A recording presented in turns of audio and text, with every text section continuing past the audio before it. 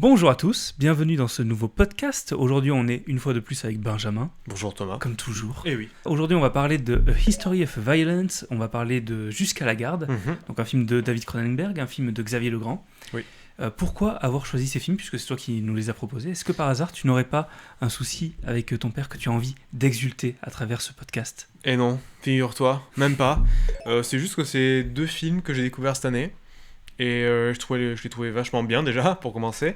Et les sujets abordés étaient intéressants. Et je me suis dit, tiens, est-ce que ça ferait pas un petit sujet pour le podcast?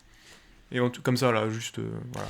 Quand on parle de Cronenberg, c'est pas forcément le premier film auquel on pense. Non, on va plus penser à La Mouche, Existence ou à Scanners. Mhm. History of Violence, un peu moins, même si c'est pas non plus un obscur truc. Hein, Oui.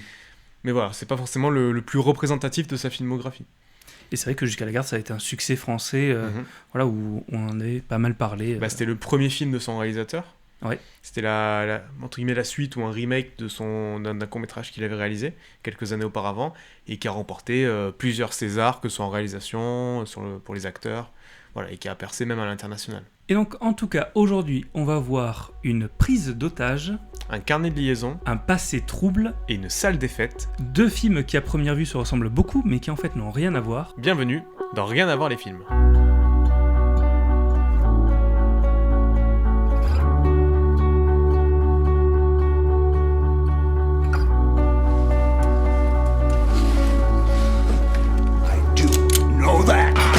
T'as pas t'empêcher, hein, de faire des conneries.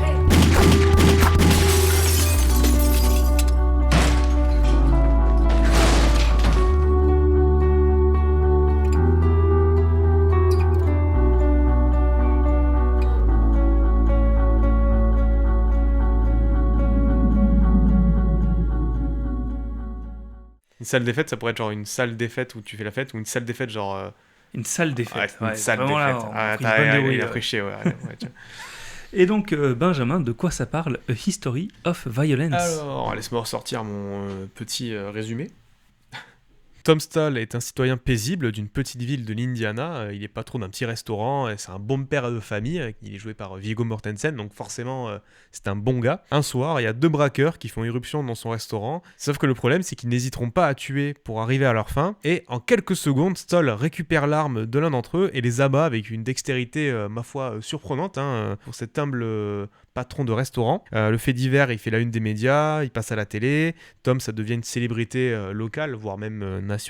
Sauf que, peu après, un mafieux du nom de Fogarty débarque dans son petit restaurant et l'appelle par un autre nom, Joey. Fogarty et ses complices prennent Tom, qu'ils ont vu à la télé forcément, pour un de ses anciens complices. Peu à peu, l'épouse et le fils de Tom se rendent à l'évidence. Tom a été Joey dans une autre vie. Et il leur a menti.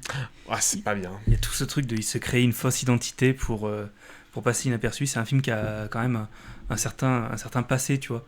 Oui. Où c'est vraiment l'histoire de cette vengeance pas mal de temps après.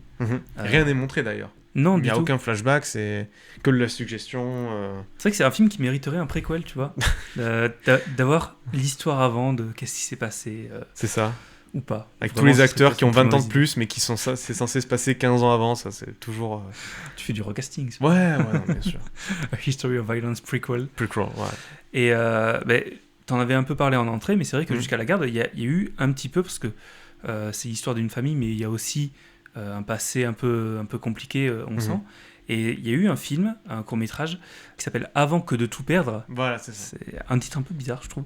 Oui. Pas très français, mais ok. Avec le même casting, sauf le plus jeune enfant, forcément, parce Oui. que il y a eu 5 ans entre les deux films, donc il a un peu vieilli, quoi. Donc il a été recasté. Mais avec donc ce duo, Léa Drucker et Denis Ménochet. Denis Ménochet, pour ceux qui n'arrivent pas à voir, c'est Monsieur Lapadite dans Inglourious Bastard. Monsieur l'a pas dit. Voilà, je dis ça parce que tout le monde a vu ce film, donc forcément, tu dis « Ah oui, c'est lui Dans l'intro de À la Inglourious ferme. Bastard. ». C'est ça. Dont on a parlé dans le podcast d'ailleurs. Aussi, tout à fait, avec Denis Ménochet. C'est ça. Et donc, il y a ce duo d'acteurs avec les enfants. C'est une histoire dans un supermarché. La femme, qui est donc, on comprend, elle est battue, elle va chercher à fuir avec ses enfants, son mari. C'est un truc qui se fait beaucoup, en vrai, dans le cinéma, de faire un court-métrage avant de faire le film final. Voilà. Oui, voilà, parce que c'est le genre de truc qui peut passer en festival, Voilà. qui peut attirer des investisseurs potentiellement, pour ensuite le transformer en long et ainsi de pouvoir étoffer le discours, travailler les personnages. Donc c'est un truc qui se fait, ouais. En France, on avait eu l'exemple du Dernier Voyage de Romain Quiro. C'est un film de SF qui avait eu droit à un préquel, justement, et qui, lui, pour le coup, se passait vraiment dans le même univers. Genre, c'était vraiment dans la continuité, et juste le court-métrage explorait un des personnages secondaires du film au final, quoi. Ou comme Whiplash. Ou comme Whiplash, tout à fait. Là où je fais le parallèle avec Whiplash, c'est que Whiplash était un court-métrage de Damien Chazelle, et Whiplash était son premier film. Comme là, Xavier Legrand, ou Jusqu'à la garde, est son premier film. C'est vrai. Et pour un premier film, on peut dire qu'il se débrouille très bien. Voilà. Là où Cronenberg, History of Violence, il sort en 2005. Donc à l'époque, il avait déjà au moins 30 ans de carrière derrière lui. Donc voilà. Est-ce que tu as vu d'autres films de Cronenberg ? À part La Mouche, non. Ouais. C'est pas forcément un cinéma qui me parle beaucoup. Comme c'est beaucoup du cinéma d'horreur, c'est pas forcément mon truc. Du body horror en plus. Ouais, du body horror, ouais. Mais La Mouche, très bien, excellent. Mais le reste, c'est un cinéma très torturé. Mais par contre, j'ai en Blu-ray, je l'ai pas vu, mais j'ai Possessor de son fils. Puisque le fils de Cronenberg fait aussi des films dans la continuité. Un peu, ouais. J'ai vu Infinity Pool. Qui est sorti à 1 ou 2 ans. Pareil, c'est un délire. Ça plaira pas à tout le monde, mais c'est très clivant. On parle, mais tu nous as pas donné l'histoire de quoi parle Jusqu'à la garde. On parle beaucoup, mais Custody in English, mais yes. On restait sur le titre français, c'est bien. Bien sûr. En VO. Myriam et Antoine Besson sont en procès autour d'un divorce compliqué et de la garde de leur plus jeune fils, Julien. Antoine, le père, donc Denis Ménochet, obtient finalement la garde un week-end sur 2, mais cette situation ne plaît ni à Julien qui refuse de le voir, ni à Myriam qui l'accuse d'être violent et fait tout pour l'empêcher de voir ses enfants en changeant d'adresse et de numéro de téléphone. À côté de ça, la fille aînée essaye de fêter son anniversaire malgré sa famille déchirée et sa mère qui est tout le temps sur son dos. Entre chantage, mensonges et fusils de chasse, les liens qui unissaient auparavant cette famille volent désormais en éclats et les premières victimes sont les 2 enfants. Donc effectivement, on a 2 films qui parlent de familles qui se déchirent, puisque c'est aussi le cas dans History of Violence, puisque les premières victimes sont aussi les enfants. 2 familles avec 2 parents et un garçon et une fille, hétéronormés, pour être précis. Et voilà, c'est des familles qui vont voler en éclats. Ouais. Et c'est 2 films qui s'ouvrent pour commencer un peu à dresser des parallèles entre les films. Sur l'ouverture des films, on va avoir les personnages tertiaires à l'histoire, mais qui vont venir un peu foutre le sbeul dans cette famille, qui vont être vraiment l'élément déclencheur. Donc pour Jusqu'à la garde, on commence en fait en suivant l'avocate, la juge, avec sa greffière, qui vont aller à la rencontre des parents dans cette scène qui est un peu que je trouve très tendue, parce que on sent que il y a les 2 parents au milieu qu'on filme très peu parce qu'ils sont complètement effacés. C'est vraiment les 2 avocats les 2 avocates pour le coup, c'est que des femmes d'ailleurs, qui se foutent un peu sur la gueule en défendant leurs clients. Et t'as les 2 qui vraiment ils se retiennent de parler, mais on sent qu'ils ont des pulsions en eux, tu vois. En plus avec les petits regards que lance Ménochet comme ça sur le côté à elle qui fuit complètement. Ça c'est un peu tout le film, faudra y revenir, mais le fait que Denis Ménochet dans ce film déjà il est massif et qu'il a une façon d'occuper l'espace que ce soit littéralement ou juste avec son jeu qui est terrifiante, mais qui est d'un point de vue cinématographique ou même du jeu d'acteur est assez impressionnante. Mais il y a une énorme différence de morphologie parce que Léa Drucker elle est beaucoup plus fine que lui, et c'est vrai que les cadrages accentuent cette idée il occupe toute la scène un peu comme dans Into the Spider-Verse, le Caïd. Le Caïd, oui. qui occupe vraiment tout le ça. truc. Et du coup, on comprend dès le début, même si on avait la scène en sourdine, on pourrait très bien comprendre de quoi il en retourne en fait. Ouais. Et c'est vrai que c'est, comme tu l'as dit, donc c'est des personnages tertiaires qui vont, on va dire, influencer de façon irrémédiable le destin de ces personnages, parce que là, forcément, la juge prononce la sentence, comme quoi le père aura quand même un droit de visite sur le fils malgré le fait qu'il soit violent. Et dans History of Violence, on commence en fait sur les braqueurs après leur passage dans un restaurant, dans un motel, où en fait on voit qu'ils ont déjà semé la mort. Et du coup, quand ils arrivent dans la petite ville où vit Tom Stoll, on sait qu'ils ne vont pas que piquer dans la caisse. On sait que potentiellement, les clients et les autres membres du personnel du restaurant sont en danger. Et c'est aussi une scène où la violence, elle est vachement suggérée, parce que on va suivre en plan séquence un des 2 personnages qui est dans sa voiture, qui attend et qui fait 20 mètres en avançant avec, tu vois. Et pendant ce temps, il y a le type qui rentre dans le magasin, qui ressort comme ça. Et on comprend, vu le titre du film, qu'il va buter tout le monde à l'intérieur. Ça fait très... je trouve que ça ressemble à Reservoir Dogs un peu, Ah oui. dans cette idée-là. Un Oui. peu, tu sais, les mecs en costume qui rentrent, ils butent tout le monde, ils ressortent. Ou No Country for All Men. Aussi. Donc on comprend la violence, et puis après, on suit le personnage qui va rentrer pour aller chercher de l'eau, et on voit les cadavres un peu comme ça disséminés. En plus, on les voit pas tous, c'est vraiment... Lui, il va les découvrir au fur et à mesure, jusqu'à la gamine qui va hurler, et transition sur la famille de Tom Stoll. Et c'est eux qui après vont venir dans le restaurant, pointer un gun sur lui. Très mauvaise idée. Très mauvaise idée, mais ça, ils pouvaient pas le savoir. Et non, il ne pouvait pas le savoir qu'il allait se prendre un coup de D'ailleurs, un coup de cafetière dans la gueule. entre-temps, il croise, tu sais, le harceleur du lycée, là. Oui. Et il lui fout un peu un coup de pression. Oui. J'aime bien cette scène, tu vois. Voilà, seule bonne action de ces personnages Je me ignobles. dis s'il avait pu le buter au passage, Voilà, tant qu'à ça faire. aurait pas été volé. Non, mais... et voilà, et du coup, ces braqueurs-là changent la vie de Tom Stoll parce qu'ils le forcent à se révéler, à Bah montrer ses talents de tueur pour protéger ses concitoyens. Ce qui fait que, forcément, il va attirer l'attention et passer à la télévision, ce qu'il ne voulait pas. Et justement, dès le début, on sent qu'il a une aversion... qu'il n'a pas envie de se montrer, de donner des interviews. Alors on pourrait juste se dire c'est parce que c'est quelqu'un d'humble, et à juste titre il pourrait être traumatisé par ce qu'il a fait, parce que voilà, même en légitime défense, prendre la vie de quelqu'un, c'est pas non plus quelque chose de simple. Mais en fait non, on comprend très vite qu'en fait il essaie de se cacher. On le voit quand il rentre chez lui, parce qu'il se fait, lors du braquage, il se fait planter un couteau dans le pied par un des deux braqueurs, et du coup il passe quelques jours à l'hôpital, et quand il rentre chez lui, forcément il y a une ou deux camionnettes de journalistes qui l'attendent. Bon, finalement, il dit non, j'ai pas de commentaire, cassez-vous. Il rentre chez lui et finalement, c'est son fils ou sa fille, je sais plus, voit une autre voiture devant. Et lui, en regardant, se rend compte qu'en fait, c'est pas une camionnette de télé, c'est une berline noire. Alors, on sait très bien ce que c'est en langage cinématographique, hein, c'est soit des mafieux, soit des vampires, et forcément. C'est vraiment la voiture du parrain. Oui, voilà. Et on voit directement le changement d'expression où Stoll se dit est-ce que c'est moi qui suis parano ou juste. Je m'imagine des films, quoi. Est-ce qu'ils m'ont déjà retrouvé ou pas? Et ils l'ont retrouvé, effectivement. Forcément, si tu passes à la télé nationale et que tout le monde te voit, le héros national, le héros du pays, mon Dieu. Et pour revenir sur le harceleur, il y a... Alors, c'est un harceleur de film américain, tu sais. Oui. C'est vraiment le truc hyper cliché. Il arrive, il roule les mécaniques, il te plaque contre le mur, machin. Ça n'existe pas vraiment dans la vraie vie, je crois. Ou alors vraiment aux États-Unis, mais ils sont un peu teubés. Mais tous les enfants dans ces films ont des soucis à l'école, globalement. Oui. Jusqu'à la garde, il y a tout ce truc un peu parallèle de les enfants sont un peu en échec scolaire à cause, alors que le gamin à la base il s'en sortait bien, la fille aussi, mais ça va tellement mal dans leur vie avec leur relation avec les parents qui les impliquent beaucoup dans les séparations et tout, que ils n'arrivent plus à suivre, ils sèchent les cours. Oui, ce qui est tout à fait compréhensible. La fille elle sèche aussi pour aller voir son copain qui a une tresse de padawan. Oui. Et dans History of Violence, donc la fille, elle est un peu jeune pour aller à l'école. Oui. Pour le coup, les âges sont plutôt inversés. Oui. Parce que c'est ça, c'est que dans Jusqu'à la garde, la grande, je sais pas si on l'a précisé, mais la grande n'est pas concernée par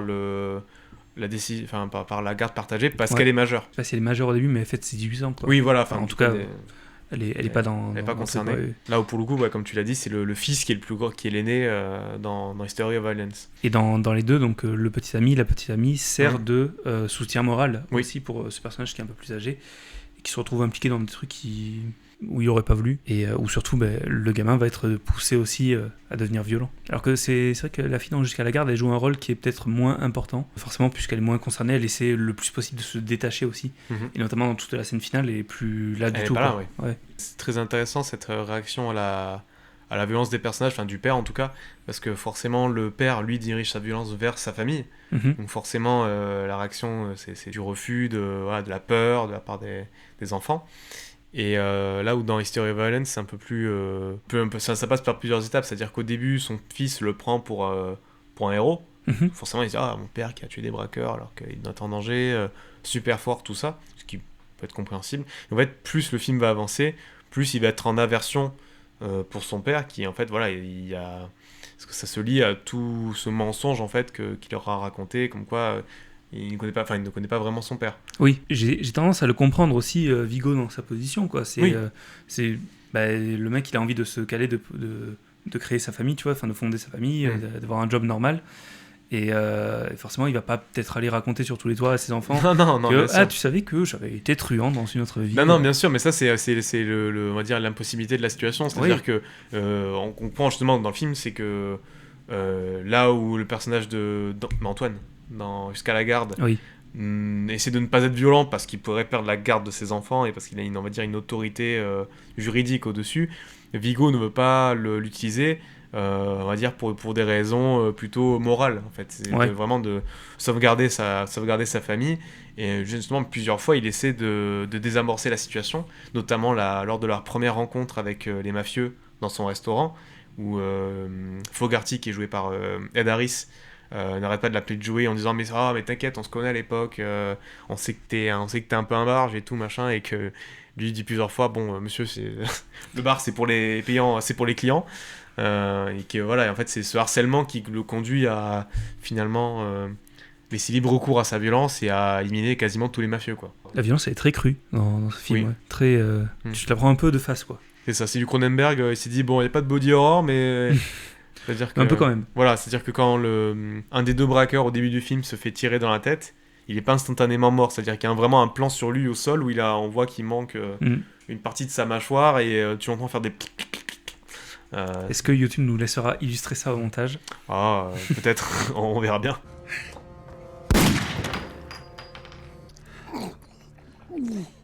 Donc il y a tout cet aspect mensonge aussi, et dans Jusqu'à la garde c'est assez flagrant, on ne sait jamais qui croire, parce que autant le père, c'est un menteur parce que il dit qu'il a jamais été violent, en même temps il ne va pas dire devant le juge, alors que ça se voit que voilà. On le sait. Autant la mère, honnêtement elle n'est pas toute blanche non plus, parce que elle ment à son mari déjà, enfin à son ex-mari, ce qui pourrait se comprendre, mais surtout pour sa sécurité, oui. Pour sa sécurité, mais surtout elle ment à ses enfants, et elle fait mentir ses enfants. Elle pousse, notamment le plus jeune, Julien, à mentir, et donc elle le pousse à mentir. Et lui, au final, il finit par mentir de lui-même, de son propre chef, en disant non, maman elle est pas là, elle est partie, elle est pas souvent là, alors que si, tu vois. Et à mentir, notamment sur le sujet de cette soirée d'anniversaire, tu vois. Il faut y aller. Et lui il dit non, mais papa il veut pas, machin, il nous cache. C'est ça, c'est la moralité du mensonge, mais aussi sa nécessité des fois où forcément quand tu es dans une situation telle que on va dire quand tu es pris dans des violences domestiques où tu as peu d'armes pour t'en sortir, et que du coup tu fais ce que tu veux, même si dans d'autres contextes on pourrait trouver ça on va dire pas cool de te servir de tes enfants, mais là des fois là où je suis absolument pas d'accord avec ça, c'est que je trouve que vraiment dans Jusqu'à la garde, ils ont vraiment, les enfants ils ont vraiment une famille de merde, parce que le père, c'est le pire de tous certes, mais la mère a pas non plus à les impliquer, si tu veux. Non, mais je dis pas qu'elle a raison ou quoi que ce soit, c'est juste que je peux comprendre le fait que tu puisses vouloir sauvegarder, on va dire, tes enfants de leur père violent, quitte à faire des trucs répréhensibles, quoi. Ça c'est un débat qui est large, parce que ça serait sur des débats, ça serait plus un débat de société qu'un débat sur le cinéma. Mais c'est après effectivement qu'on a plus tendance à se ranger du côté de la mère, mais elle est pas toute blanche non plus. Si on voulait vraiment faire l'avocat du diable et déclencher des débats sur Twitter. Surtout qu'on n'a pas vécu ces situations-là, donc c'est d'en parler, il faut toujours marcher sur des œufs, parce que forcément, quand on l'a pas vécu, ça pourrait... C'est un sujet compliqué, voilà. C'est vrai que nous, ça se passe plutôt bien, de notre côté, ça va aller. Mais ouais, en tout cas, sacrée famille de merde, et bon courage pour les enfants plus tard, quoi. J'aimais bien cette scène, justement, enfin, je trouvais ça intéressant, quand du coup Julien passe du temps avec son père chez ses grands-parents, et qu'en fait souvent ça a été prouvé que des fois la violence domestique ça se transmet, si des parents étaient violents, tu as peut-être plus de chance, voilà, c'est un truc qui se reproduit, et en fait on voit que ses parents sont aussi exaspérés du comportement du père, lorsqu'il a ses sautes d'humeur et tout, où en fait les parents sont aussi désemparés, sauf que le problème c'est qu'en fait eux ne peuvent pas forcément s'extriper de la situation. En fait, ils servent toujours de terrain, on va dire, neutre pour accueillir Julien lorsqu'il voit son père. Et c'est vraiment, tu vois, le fait que, on va dire, le comportement du père déteint sur absolument toutes les facettes de sa vie, quoi. Si on veut extrapoler, on peut dire que le rapport à la famille, on va dire, hors du cocon familial pur, donc le mari, la femme, les enfants, dans History of Violence sont là aussi, où à la fin du film, Tom, ou Joey, peu importe, reva à Philadelphie, donc là où il était Joey le fou, pour retrouver et tuer son frère. En fait, c'est lui qui a commandité les hommes de main pour venir le Oui, c'est voir. ça. Ils font voler leur famille proche en éclats et leur famille de naissance, on va dire, enfin la famille du côté des parents, Oui. en éclats aussi complètement. C'est ça. La scène du repas, elle est terrible parce que tu sens que déjà, il y a un malaise général qui règne, Mhm. mais surtout, c'est là où tu comprends parce que juste avant, il y a le passage dans la voiture où il y a Denis Ménochet qui pose des questions au gamin qui veut pas répondre, tu vois, genre, il garde le silence et c'est très C'est pesant. très bien. Oui. Et en fait, tu te rends compte que c'est surtout un mimétisme de son père, puisque son père fait pareil. Mhm. Quand le grand-père il fait tu vas revenir nous voir quand tu auras déménagé, et que l'autre il continue à manger ses haricots verts, tu sais. Non, mais c'est ça. dur, c'est pas agréable. Surtout qu'en plus, comme tu dis, on sent vraiment l'enfermement du fils lorsqu'il est avec son père. Ouais. Déjà, la façon dont il est cadré. Parce qu'il est toujours, il déborde toujours du cadre, même la différence de taille joue beaucoup, la voix. Surtout qu'en plus, très souvent, c'est dans des espaces clos, quoi. Ils sont tous les deux dans sa camionnette. Mm. Déjà, la camionnette, c'est pas forcément le véhicule le plus rassurant du monde, tu vois. Citroën Berlingot là. Oui, voilà, mais il y a toujours ce côté très vraiment. Tu marches à côté d'un ours et tu pries pour pas qu'il te déchire la tête avec une patte, quoi. Et il y a un peu ça aussi où, comme tu l'as dit, Myriam et ses enfants, elle a déménagé, elle a changé de numéro de téléphone, et le père cherche à savoir où elle habite, pour savoir déjà où elle habite, parce que c'est un moyen de contrôle sur La elle. scène de la recherche. C'est ça, de savoir si elle habite seule, si elle n'a pas retrouvé un autre homme, tout ça, c'est le genre de truc. Voilà, Classique. Du coup, pour obtenir ces informations-là, il n'a aucun autre moyen que de faire pression sur son fils. Et au bout d'un moment, forcément, le fils, il cède parce que voilà, c'est Oui. c'est plus fort que lui. Et Il du coup- cède, il lui fait une feinte aussi en l'envoyant dans une fausse résidence. Non, bien sûr, mais C'est... voilà, ça marche pas, quoi. Il est malin. Il est malin, il essaie quand même de protéger du mieux qu'il peut, mais bon, ça reste un gamin, quoi. Il peut pas faire grand-chose. Et t'as ce moment où Antoine fait irruption chez la mère. Mm. Il fait irruption, il toque, et en fait la mère ne sait pas que c'est lui, et elle lui ouvre alors elle sort de la douche, tu vois, donc elle est très fragile, elle a juste sa serviette et tout, et lui arrive, il commence à rentrer comme ça, c'est comme s'il était chez lui, à fouiller les placards, à voir s'il n'y a pas des vêtements d'homme ou quoi que ce soit, et la façon dont il est filmé, il y a vraiment ce côté, voilà, bonjour, je débarque, je m'approprie cet espace que tu pensais être un refuge précaire alors qu'il ne l'est même pas. Donc à un moment donné, elle va se changer dans la salle de bain. Mhm. C'est un peu l'endroit où il est à l'abri de lui. Oui. Et c'est l'endroit où il met pas les pieds pendant cette scène. Mhm. C'est aussi un foreshadowing de, à la fin, c'est là où ils vont trouver refuge. Quand il Ouais. va justement refaire irruption de manière un peu plus violente avec un fusil de chasse. Et où ils vont aller se cacher dans la baignoire. Donc cette salle de bain, c'est un peu le refuge. Et déjà à ce moment-là, on nous montre Mhm. que voilà, c'est la safe zone, quoi. La safe place. Exactement. Surtout qu'en plus, la salle de bain, c'est toujours un truc qui renferme le plus à l'intimité. Parce que c'est souvent là que t'es nu, ou alors juste que tu prends soin de toi. C'est pas pour rien que dans les films d'horreur, souvent, voilà, les scènes Oui. les plus gore, quand ça se passe dans une salle de bain ou même une cuisine. En Psychose. Oui, voilà. J'ai pas beaucoup Parce de que reste. c'est souvent, voilà, c'est plus les endroits de vie, d'intimité, où c'est censé les endroits les plus, on va dire, chaleureux, où t'es Tout à fait. Et aussi parce que ce sont des femmes qui sont tuées dans les films d'horreur. Ouais. Bon, ça, c'est d'autres biais, on va dire, plus... voilà, femme cuisine, c'est des trucs plus misogynes, on va dire, mais... Après, il n'y a pas beaucoup de pièces. Enfin, tu es dans le salon, c'est moins stylé, Mm. quoi. Avec un canapé, peut-être, il faut inventer, il faut innover. Les réalisateurs d'horreur, innover. Dans Terrifier, je pense qu'ils ont tué dans à peu près toutes les pièces possibles dans une maison. Oui. Je trouve jusqu'à la garde. Mhm. Donc, je l'avais découvert un peu avant. D'accord. Je l'ai revu pour l'épisode. Toutes les scènes Mhm. sont difficiles à regarder. Il y a vraiment un truc de... Ça relève de la pénibilité, tu vois. C'est Oui. vraiment... Ça tape fort. Je trouve que déjà l'interprétation des personnages, mais tout le côté réalisation, le plan fixe, les silences. Mhm. Les silences, putain, Ouais. ils sont pesants dans ce film. Et il y a un peu cette idée-là aussi dans History of Violence, pour revenir Mhm. sur le film. Des silences aussi qui sont pesants parce que quand ça tire, quand ça machin, bon, limite, tu vois, on voit ce qui se passe, c'est moins dérangeant, et puis on n'a pas trop peur non plus pour les personnages. Mais il y a notamment cette scène de fin où du coup la famille se recompose, Ouais. et où ils mangent dans un silence qui est lourd, et t'es en mode... Ça pèse, tu vois, ça fait mal. C'est ça, il revient de Philadelphie parce qu'il pensait que c'était le meilleur truc à faire de se débarrasser définitivement de son frère et de sa vie d'avant. Je pense qu'il a réussi à faire non sans mal, mais d'autant plus que ce n'est pas glorifié ou mis en scène un truc un peu où tu pourrais dire il est stylé quand même, un truc à la John Wick quoi. Non. C'est pas cathartique du tout, il y va, il se fait un peu malmener, il les tue et il repart comme il est venu quoi. Il y a peu de, enfin c'est des affrontements qui sont quand même très réalistes dans le film. Enfin même si ça saute un peu partout, mais ça reste. On se dit le mec il est agile effectivement, c'est pas John Wick tu vois où ça peut partir dans tous les sens.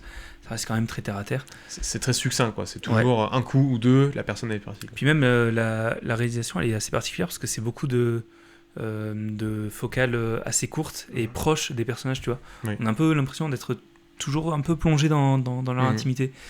Et ce qui rajoute un peu à cet inconfort de visionnage des fois où t'es en mode... Voilà, d'autant plus quand il revient chez lui, comme tu l'as dit, et que la table n'est pas mise à sa place, et que sa fille va chercher l'assiette et tout. Après, c'est un peu mignon. Voilà, c'est un peu mignon, mais parce que tu te dis, c'est la plus jeune, elle n'a pas encore conscience de tout. Et il s'assoit, et il y a vraiment cet échange de regards avec sa femme.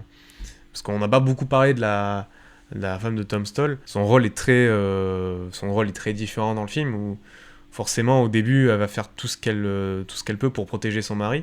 Lorsque les malfrats vont venir dans son restaurant, où elle va essayer de couper court à la conversation parce que elle n'est pas mal à l'aise, on va dire, comme Tom.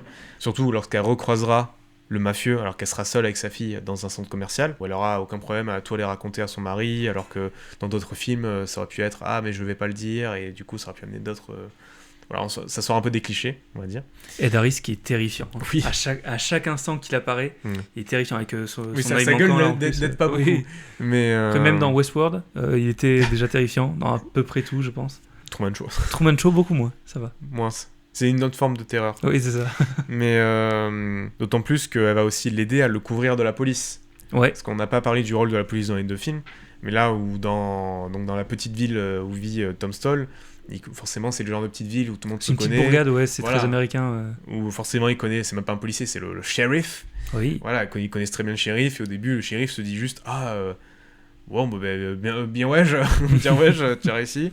Et finalement, plus on va dire les rencontres vont se faire avec les mafieux, et plus ça va escalader dans la violence, où il va prendre à partie Tom et lui dire est-ce que tu es un témoin sous protection? Oui, c'est ça. Il va chercher un peu toutes les pistes parce qu'il sent qu'il y a un truc, il flaire quoi. Voilà. Mais pour autant, il est quand même relativement inutile et inoffensif dans le film. Parce que c'est lui qui chope les informations au début sur les mafieux. Oui. Parce qu'il les arrête en sortie de ville pour contrôler leurs papiers, tout ça. Et c'est intéressant parce que d'un côté, il a un flair, mais de l'autre, il se dit mais c'est Tom, c'est le gentil patron du restaurant, je vais pas l'arrêter. Et normalement, il lui demande la vérité, et Tom, on sent qu'il est prêt à tout avouer. Et c'est là sa femme qui rattrape le coup en racontant un mensonge. Et ce qui fait que le policier dit d'accord. C'est vrai qu'elle le couvre un peu malgré elle, genre elle a pas trop envie, mais en même temps ça reste son mari, et puis on verra plus tard, mais surtout on va pas impliquer la police maintenant. C'est ça, elle sait qu'il y a un truc qui cloche aussi, mais elle n'a pas encore la preuve, donc elle veut pas directement le jeter en pâture. C'est louable, sachant qu'après, une fois que le policier est parti, elle se barre quand même sous le coup de la colère en disant t'es qu'un con quoi. Ouais.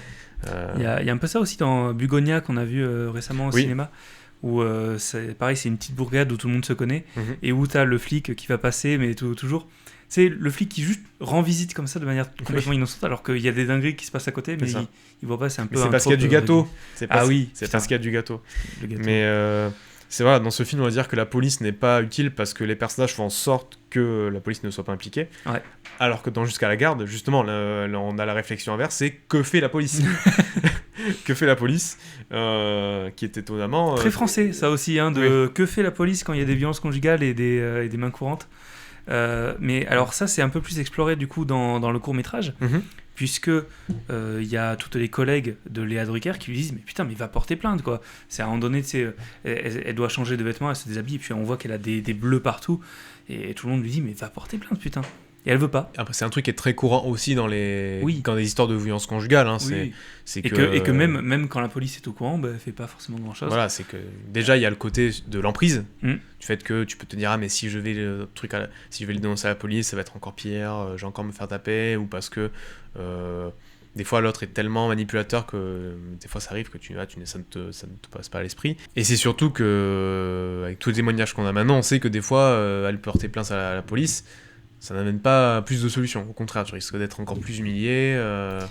Ouais. Parce que là, c'est... Et même dans la scène de fin, donc, où Denis Ménochet, où il fait donc irruption dans le domicile à grands coups de fusil à pompe, après avoir donné des grands coups de pied, elle attend quand même un long moment, elle, avant d'appeler la police, elle attend qu'il tire en fait, alors que la voisine qui est en face, la petite vieille qu'on voit depuis le début du film, comme ça un peu en soum-soum, bah, c'est elle qui va direct appeler la police dès qu'il commence à foutre des grands coups de pied. Alors que il aurait fallu appeler dès que... Mais c'est très réaliste en soi, parce dès que quand c'est toi qui es dans la situation où des fois le raisonnement logique n'arrive pas parce que tu es tellement tétanisé, on va dire, que tu ne sais pas combien de fois... tu vas dans un film, tu te dis ah mais vas-y bouge, mais je bougerai à ta place. Et quand ça t'arrive dans la vraie vie, je sais pas, t'as un truc qui te fonce dessus ou quoi, tu te dis et tu réagis beaucoup trop tard. Et au final, quand ils appellent, la police carry la situation. Qui arrive en même pas 10 minutes. Oui, c'est l'intervention la plus rapide, quoi. C'est là qu'on voit que c'est un film. Oui, c'est... Bon, tant mieux pour les personnages, parce que pour le coup, la scène est vraiment... la scène est vraiment horrible, quoi. Ouais. Si on revient sur un ton un peu plus sérieux, mais c'est que je n'avais pas vu le film, je connaissais le synopsis, j'avais vu aucune scène, aucun extrait, aucune bande-annonce. Et du coup, la fin, on sent que ça va en arriver là, mais je pensais pas que ça allait aller aussi loin. Mais surtout, la façon dont c'est filmé, la façon dont c'est joué, c'est vraiment ultra cacophonique, en fait, où t'es vraiment au plus proche des personnages. Enfin, quand elle va quand le personnage de Léa Drucker, pardon. Marie Drucker, c'est une journaliste. Oui. Léa Drucker se réfugie dans sa baignoire avec son fils, qu'en soi, c'est qu'une baignoire, tu vois, mais c'est vraiment... tu es impuissant dans cette situation-là, de bloquer avec le peu que tu as, en essayant d'essayer de raisonner quelqu'un qui est en train de tirer sur ta porte, tu vois. Qui a complètement pété un câble. C'est ça, le désespoir de lui demander d'arrêter, alors que ça ne peut rien... Enfin, ça va rien changer. Ça va rien changer, quoi. C'est vraiment ça qui est terrible. Et c'est vraiment terrifiant, c'est le genre de fin, ça faisait longtemps que ça m'avait pas fait ça devant un film, où à la fin, c'est ultra badant, quoi. Ouais. Même si en soi, le drame n'est pas arrivé, tu te dis, mais c'est tout comme, quoi, ça serait vraiment... c'est vrai. C'est vraiment terrible, quoi. Et il y a ces quelques plans aussi, qui je trouve sortent complètement du champ visuel du film, c'est-à-dire que c'est globalement des plans... soit donc dans Jusqu'à la garde, on est sur des plans fixes, on est sur des plans épaules suivis, et d'un seul coup quand on appelle la police, on a tout ce truc dans le centre d'opération. Oui. On va suivre avec un panoramique circulaire, c'est un panoramique circulaire autour du flic avec son micro, qui sort complètement du truc. D'avoir un montage alterné déjà. Ouais, je trouve qu'elle sort complètement du champ lexical visuel du film, quoi. Oui. Mais pour autant, c'est plutôt bienvenu, parce qu'on sent que ça y est, on est dans un autre registre plus libérateur, quoi. On est sur quelque chose qui intervient dans le film pour sauver un peu la situation. C'est que le film est tellement concentré, que ce soit dans comme tu as dit, les focales, la façon de mettre en scène, le jeu des personnages, où vraiment il y a cette tension qui explose à la fin, qu'en fait je pense que c'est peut-être un effet mise en scène aussi, quoi. C'est que on peut alterner entre les lieux, entre les personnages, avoir un montage beaucoup plus rapide, beaucoup plus énervé, si on peut dire ça comme ça. Mais c'est vraiment c'est toute cette tension qui pète, que ce soit par les actions des personnages ou par la mise en scène. Dans History of Violence, par contre, donc pour chercher un peu des différences aussi entre les films, c'est vrai qu'on reste tout le temps dans ce même champ lexical. Il y a rien qui vient jamais nous rassurer sur le ça va aller bien, sur le machin. Non. Il y a ce raccord que j'aime bien au début du film entre la gamine qui va se faire tuer dans le bureau et la gamine véritable de Viggo Mortensen. Du coup, au début, je pensais que c'était genre un flash dans le futur, tu vois, et qu'au début on voyait Viggo jeune, tu vois, avec un autre acteur qui lui ressemble un peu vaguement, tu vois, mais son passé de truand, et d'un seul coup dans le futur, regarde, c'est devenu un père aimant, alors que juste avant, dans son passé, il a buté une gamine. Et j'étais en mode, ok, c'est intéressant, mais en fait, finalement, ils se croisent, tu vois, et j'étais en mode, ok, c'est pas du tout le même personnage. Ah oui, je l'avais pas vu comme ça, mais je peux, effectivement, c'est intéressant. Je trouve que le raccord a invité un peu à ça, voilà, il passe de buter des gamins à avoir une gamine, être un père adorable, regarde comme il est gentil. Et non, pas du tout. Et dans le côté police, pour le coup, pour revenir sur aussi un autre film qui est sorti cette année, il y a eu, avec Léa Drucker, Dossier 137, qui est un super film sur justement l'IGPN, donc la police des polices, et notamment tout le contexte en 2018 autour des Gilets jaunes, et sur l'inefficacité totale de la police et le problème qu'il y a. Et je trouve que du coup, Dossier 137, c'est un peu un film qui est en antithèse de Jusqu'à la garde, qui montre plus les flics comme des héros qui arrivent pour sauver la situation. Et dans Dossier 137, c'est vraiment pas des héros. Oui. Pour rester dans un truc tout public. Mais Dossier 137, excellent film qui, pareil, est complètement ancré dans le réel, parce que on a beaucoup de films français, on fait beaucoup ça en France, des films qui s'ancrent vraiment dans une réalité très palpable, tu sais, où tu filmes vraiment des bureaux avec des piles de papier. Pour moi, les films français, tu sais, c'est la pile de papier. C'est le truc un peu en bordel, c'est oui. Voilà, c'est du décor réel, quoi. On filme dans la rue, la vraie rue, quoi. Et Dossier 137, c'était vraiment ça. Notamment avec des vraies images de gilets jaunes, des vraies images de manifestations qui ont été prises à ce moment-là, et de vraies violences policières. Voilà, je trouve que les deux films sont un peu en opposition. Ils se répondent quand même. Mais ils se répondent. Et dans les deux films, Léa Drucker est excellente. Voilà, ça c'est... je trouve qu'on la voit beaucoup au cinéma en ce moment. Et tant mieux. Enfin, ça fait plaisir de la voir, je trouve. Parce qu'elle est excellente. Et du coup, avant de finir, on pourrait vite fait parler de la musique, parce que j'ai pas de l'absence de musique. Voilà, il n'y a pas spécialement grand-chose à dire, mais je trouve que l'absence de musique dans Jusqu'à la garde est très appropriée, parce que voilà, ça rend le truc d'autant plus réaliste et dur à supporter. Et peut-être que ça aurait été malvenu dans certaines scènes. Oui, complet. Alors que dans History of Violence, la musique qui est en plus composée par Howard Shore, qui a composé beaucoup de films pour Cronenberg, et que vous connaissez parce que c'est lui qui a fait la musique du Seigneur des Anneaux, je la trouve très jolie, voilà, très sinistre, appropriée à ce genre d'histoire, mais qui ne fait pas des caisses non plus, donc ça reste... voilà. On a deux mondes qui s'opposent dans chaque film. C'est un truc très doux, très bisou, très câlin, on a beaucoup ça dans les deux films, et un côté très violent, et les deux s'opposent au sein du même film. Et les deux extrêmes se côtoient. J'allais dire se rejoignent, mais ça aurait été, on aurait dit une phrase de centriste de merde. Les extrêmes se rejoignent. Finalement, c'est pareil. C'est ce que c'est pas un peu pareil. Finalement, non. l'extrême douceur des bisous et l'extrême violence des coups de fusil à pompe, c'est pareil. Bah. Dis donc, je ne vois aucune différence avec mes super lentilles de contact. Moi, je pense qu'il faut trouver un juste milieu. On parle plus de film là. Ah, c'est la fin de l'année, merde. Donc, pour conclure, entre ces films, on a des films sur des familles qui vont s'entre-déchirer, se déchirer tout court, à cause de la violence du père, à cause des mensonges qui sont propagés un peu partout.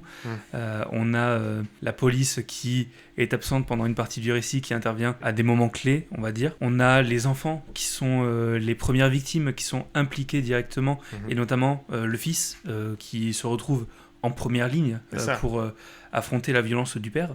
L'impuissance des épouses aussi. L'impuissance, complètement. Et ces silences qui sont très prononcés, notamment pendant les scènes de repas, et qui sont très pesants, et qui viennent ajouter une certaine froideur à ces films, qui sont quand même très réalistes, qui ont une volonté d'être réalistes. Deux très bons films qu'on vous conseille. Bien sûr. History of Violence, qui est quand même plus facile à regarder que Jusqu'à la garde. Jusqu'à la garde, c'est pas le film du samedi soir en famille. C'est pas non plus un film familial. C'est très intéressant à voir, mais faut être dans de bonnes conditions pour le voir. Faut s'accrocher un peu. Voilà, si c'est lundi soir, qu'il pleut, que c'est pas top la vie, faut regarder autre chose, quoi. Et donc History of Violence, il est disponible sur Canal+. Et Jusqu'à la garde, alors attention, je vais déballer la liste des plateformes. Il est dispo sur Paramount+, Filmo, et normalement gratuitement sur M6+. Donc, il était disponible sur Canal à un moment aussi.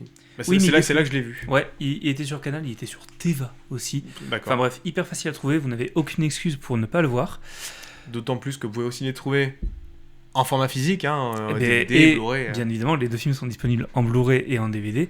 La prochaine fois, alors on va se retrouver normalement pour parler des tops et flops des films qui sont sortis cette année, des films d'actualité. On fait Voilà. pas souvent ça.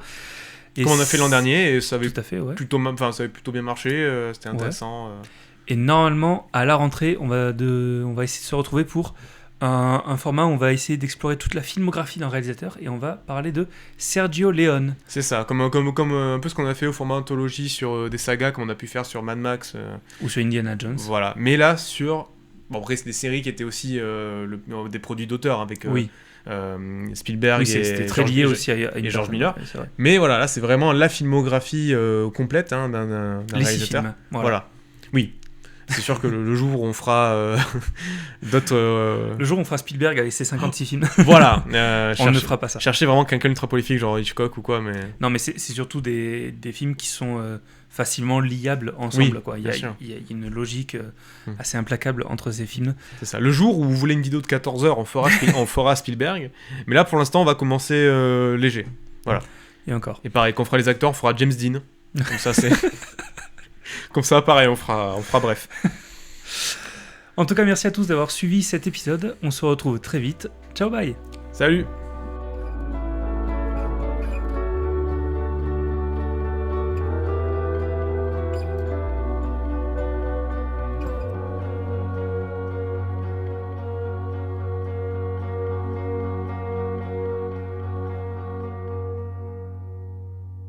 Tu sais qu'il fallait qu'il fasse un film Seigneur des Anneaux tous les 10 ans. Ah ouais. Ah oui, pour garder la licence. Garder la licence. Et vu que le dernier Hobbit il est sorti en 2015, Ouais. et il faut que ce soit un film qui sorte au cinéma. Parce que de base, je pense que ça aurait dû sortir sur HBO. Voilà. Oui. Du coup, Oui, ils l'ont c'est- fait en mode allez, on le bazarde, comme ça Et on a dit qu'on l'a c'est fait. pour ça qu'ils avaient fait aussi un film Les 4 Fantastiques qui était pas terrible. C'est juste pour garder les licences. Et des c'est fois. pour ça qu'ils avaient fait The Amazing Spider-Man aussi. Ah ouais. Eh oui.